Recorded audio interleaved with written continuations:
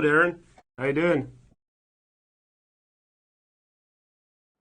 All right, all right. Hi, Darren again. So, thank you so much for this presentation. It was really interesting to see. Again, a lot of us are kind of facing the situation when we are getting ready to go remote. We're still kind of trying to understand what is going on, and you guys had a little bit of the leeway. You cheated a little bit by starting already remote.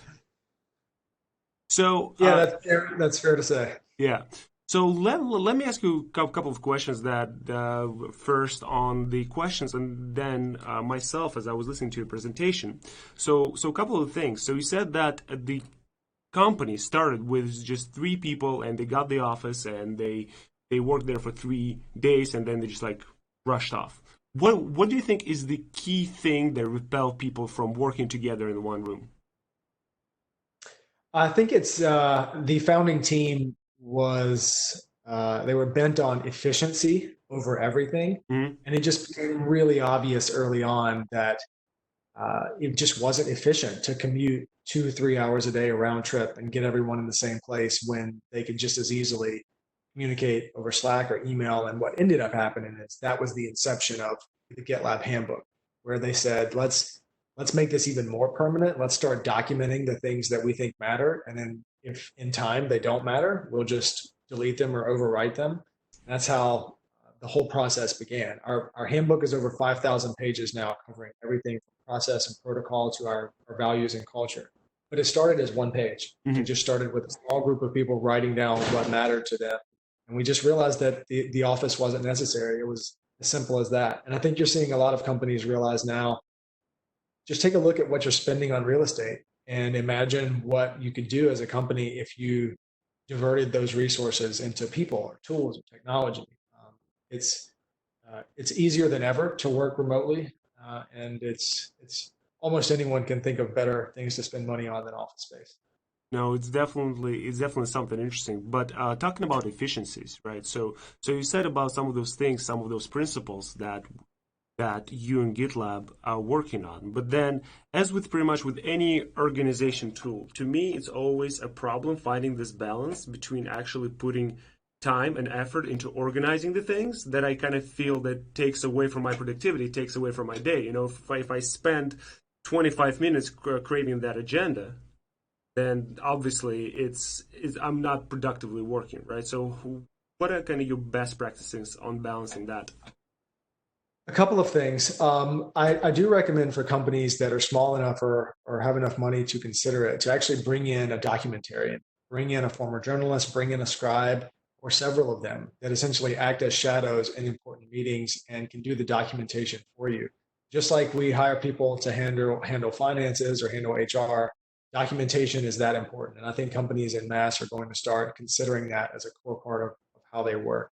The other thing is just a mental shift on what is productivity. So you've often heard what gets measured gets done. Hmm. So at GitLab, we actually do care how many times someone contributes something to our handbook. You can Hmm. go to anyone's public GitLab profile and see their contribution graph, and you can see how many merge requests they made to the handbook. So this is something we actively measure. So if you look at it from that perspective, where you measure how often someone contributes to the evolution of the handbook, that then becomes a part of their job. So you decouple the documentation with the work. The documentation is the work. The other thing is you could say, yeah, maybe it takes a little bit of extra time to do documentation, but we do real-time documentation in our meeting. So if someone is talking, another person would be documenting this, and then when that person starts talking, it's a very easy handover because it's built into our culture. And so our meetings still end in 25 or 50 minutes, but then we get to look back and see everything that was documented in that. And in some ways, we're paying it forward by documenting. It may take a little bit more effort to document now, but if it saves you even one additional meeting down the road, you have to remember something or bring yourself up to speed, then it's already paid off. And at scale and over time, this creates massive efficiencies for you as a company. How much more do our current employees benefit now because our founders wrote down our values Hmm. 9, 10 years ago? So the more you document now, the more outsized effect it has down the road. No, it definitely makes sense. It's almost like a coding perspective, right? The more comments you put in your code right now, the better it will be for the generations to follow. So I have a following questions from the group. So when, let's say, you are a remote company, and as of a month ago, it was not necessarily the most prominent thing and the most common thing. So Right. when you onboard new people, do you provide them some kind of the compensation, some kind of the starter fund, so they can actually prepare themselves to work remotely? Maybe their computing power is not that great, maybe their connection is not that great. Do you provide some kind of the foundation for them to be effective? We do, and it's a no-brainer if you look at what the average company pays per cubicle in an office. It's a stratospheric amount of money on an annual basis, and it's never actually perfectly ideal for any one person because it's kind of a vanilla setup. Yeah. So the way we do it is we allow people to spend company money as if it's their own. So when they come in, we know that everyone's workspace is going to look a little bit different. So we empower people to buy the equipment that they need. This also is big from an accessibility standpoint. So some people, if you have a disability or an injury or an illness that maybe you're not even comfortable sharing, this enables you to create the atmosphere where you're comfortable, where the ergonomics are right for you. The other thing is we don't insist that people work from home. We know that people's homes aren't necessarily amenable to work. Mm-hmm. And so we'll reimburse expenses for co-working spaces or external offices. And we have about a fifth of our company that takes us up on that and actually works outside of their home in a nearby co-working space because maybe they just prefer the energy of the building or their home is just too small or less amenable. And so currently for those people who have now been forced back into work from home, they're dealing with a little bit more like the rest of the world is, where they're used to working in one space and now they're acclimating to working in a different space. But we try to make it as inclusive as possible so that people can set up their room and their office and their workspace to be what it needs to be for them. And like everything we do, we encourage people to iterate even on their workspace. So it's not like you have to have your workspace dialed in by the end of week one. If you realize a couple of weeks in that your wrist isn't quite right, or your back needs a little something else, or maybe you need another monitor, we allow people to iterate on that over time. Thank you. So another question though that we're kind of all asking, right, is that we have this fully remote team, and we kind of have this another extreme where we have a fully in person teams that are kind of working together. So, and you work besides GitLab, you work in the other places as well. So, what do you think is the perfect balance for it, and what factors such as geography, industry will affect this balance? How do we as managers kind of can structure our workplace to be either fully remote or hybrid, or find this balance given some of the limitations of our business and some of the limitations of what we think is right? Yeah. So I mentioned this in the presentation, but everything that we've written down about remote, how we see remote, is fully available online. So if you go to allremote.info, you'll see all of our guides. And there's one guide in there on hybrid remote. So this is a situation where part of the company works in an office and part of the company works remotely. And a lot of companies now are going to go back to a hybrid setup where part of their company and part of their people prefer to go back into the office, and then a part maybe prefer not, or they want to move, or they want to relocate to somewhere with a higher quality of living, lower cost of living, that kind of thing. The long and short of it is you need to establish the company as a remote first company and implement remote first practices if you're going to have even one person outside of the office. The additional reality here is every company is a remote company, even if you have one office and you have people on floors 3 and 5. Those people are remote to each other. If you have an office in Singapore and an office in London, those offices are remote to each other. So it makes sense to lay the right groundwork and the right infrastructure for a better communication between remote teams, even if technically you think everyone is going to go into the office. And so what I say is, if you're going to have a hybrid setup, make it as remote friendly as you possibly can, because a lot of the things you'll do in a remote space actually make your life better in an office. So for example, we append a Google Doc to every single meeting invite. So that way you can just search on your calendar for a meeting you had a year ago and you can see the document there. It's right in the invite. You can see all of the context, what you talked about in the meeting, what the takeaways were. You don't have to remember much about it. You just have to remember what it was titled in your calendar. Now this works in in-office meetings as well. who wouldn't want more operational discipline in their meetings? So even if you fully intend to meet in an office, you should still append the Google Doc to your invites. You should still document in the meeting, because you have no way of knowing who that information may be useful for down the road. Maybe even someone that's not even hired yet may be able to use the information that comes out of the meeting. So if you implement remote first practices, it makes life easier even if you're in an office. So I would look at it less as in office versus remote, and think about how can we create additional efficiencies by using the lens of remote to structure how we operate. No, that's interesting. But let me ask you this.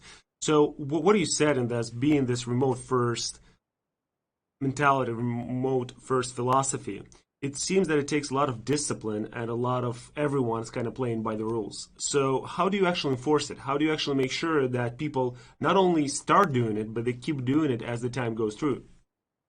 Yeah, so we have a page on forcing functions. So if you GitLab forcing functions, and I kid you not, you really have to force this to work, because the human default is to take as many shortcuts as you possibly can. Yeah. And with each shortcut that you take, you reduce the discipline in your company. And not only does that make it more difficult to work remotely, it makes you less likely to succeed. The bottom line is companies that choose to be more disciplined operationally than you will run circles around you if you're in the same industry. So it kind of shifts from, is this something I want to do, to something that you probably need to do just to maintain a competitive advantage. Because now everyone is in a somewhat remote scenario, and it's going to be a litmus test for companies that say, okay, we're going to implement additional discipline. And then there's going to be some that just sort of put blinders on and hope everyone can go back to the office. But the forcing function, it matters. Like the meeting thing, if you get an invite for a meeting at GitLab, and it's not a coffee chat where it's just a water cooler chat, you have every right to just decline the meeting and say there's no agenda. And it only takes 2 or 3 of those before you realize I should probably be more disciplined about how I arrange my meetings. Then it'll make you think, is there a better way to get the answers that I need than a meeting? That's actually what we're after. We're trying to force people to do less meetings and think about how can we accomplish progress asynchronously? Can we use an asynchronous tool to do this? We do something similar with Slack. We expire all of our chat messages after 90 days to force us to not do work in Slack. So every now and again, you'll see a new employee try to start an idea or a project in Slack, assuming that they'll always be able to search for it and find the context. And it doesn't take long before someone comes in and says, oh, hey, here's a link to our handbook showing that these messages actually expire after 90 days. So you should begin the work where it's going to need to end up, which in our case is in a GitLab issue or merge request. Again, it only takes 2 or 3 of those reminders before your mind starts thinking, okay, I need to start my work here. This is how we do it. Humans are very adaptable. I mean, we can rewire our brains really, really quickly. It just takes operational discipline from leadership. It has to start with leadership, because people obviously look to their leadership to see how business happens. No, that totally makes sense. And then on that front, right? So I would assume that you not only working remotely, but you're also hiring remotely. And a lot of companies right now are facing this issue of that, okay, we do have this talent, we like them, but how do we actually onboard them? We cannot bring them to the office to take their mugshot. We cannot show them how cool our offices is. How do you actually hire people remotely? So one of the challenges I've heard from people on the hiring front is, how do I assess culture fit remotely? So a lot of companies are actually okay with doing initial interviews over video, but then they want that last interview to be in person.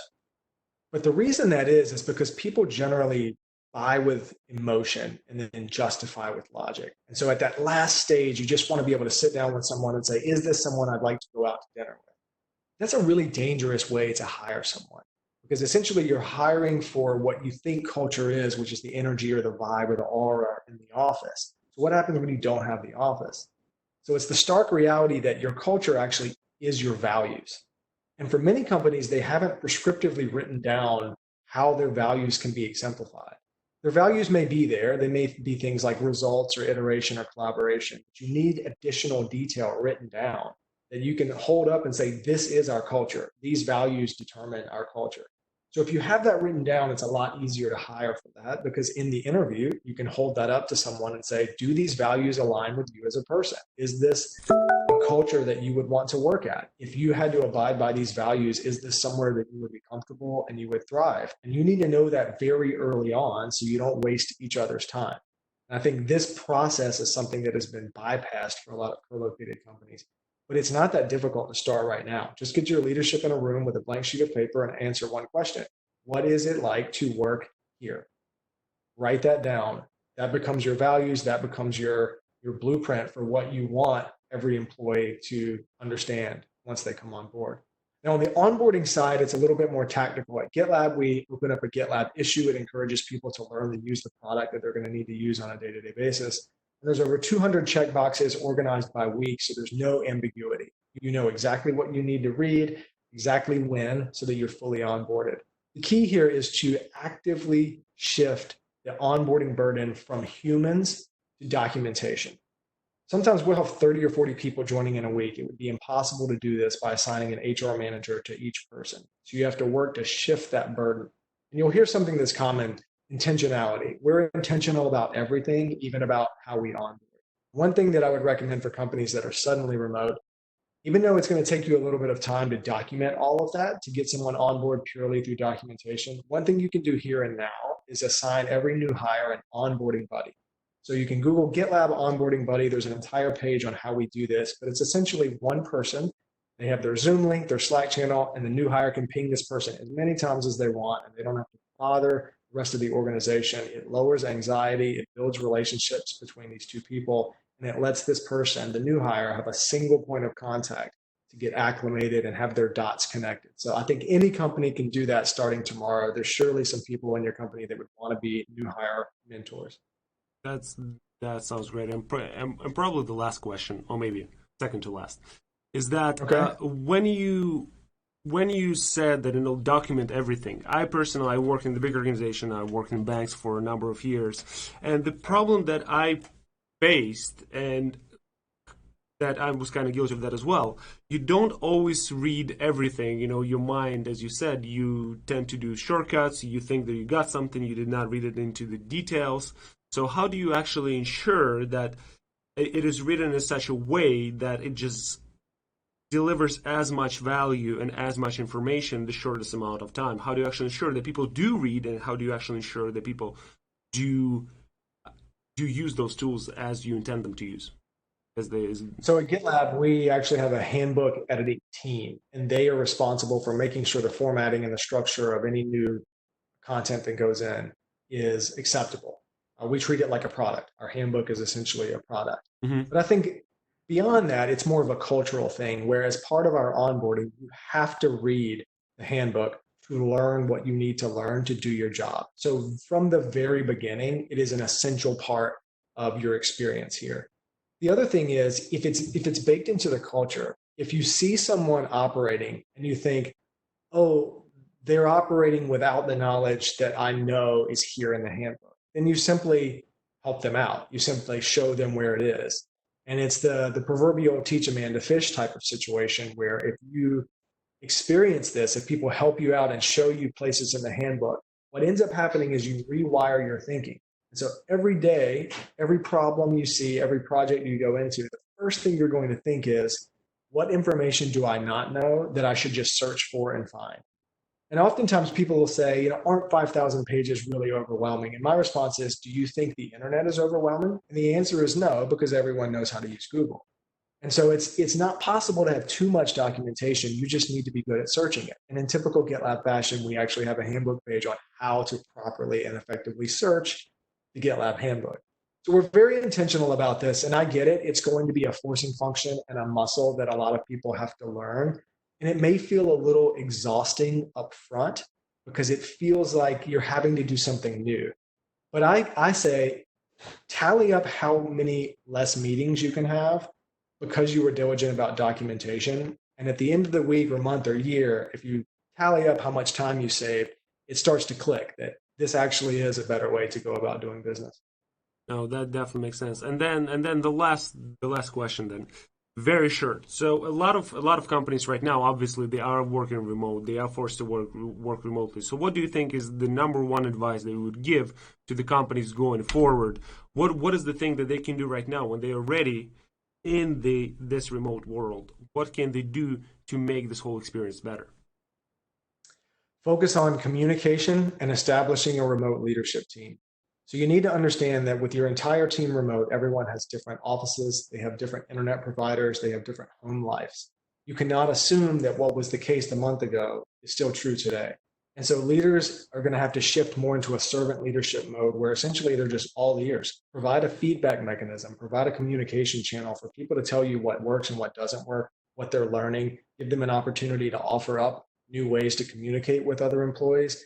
This is a period of learning. Your employees are going to be the ones that feed back to you as a leadership team.